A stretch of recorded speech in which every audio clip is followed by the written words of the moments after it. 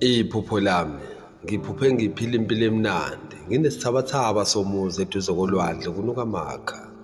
Ngiphuphe impilo yami nokuthula.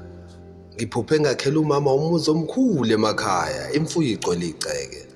Ngiphuphe umndeni wami uhlezi ngokuthula nokuzwana, wonke umuntu enemali. Ngiphuphe izingane zami zidlala ngama-saxophone, violin, guitar, piano. Ngingabala ngithini? Ngiphuphe umndeni wami uncebelekile ngomkhumbi. Ngiphuphe nginezimoto nezithuthuthu, ngigibela intaba ngezithuthuthu, ama-motorbike. Ngiphuphe ngijombe ebhanoyini phakathi esibhakabhakeni ngeparachute skydiving.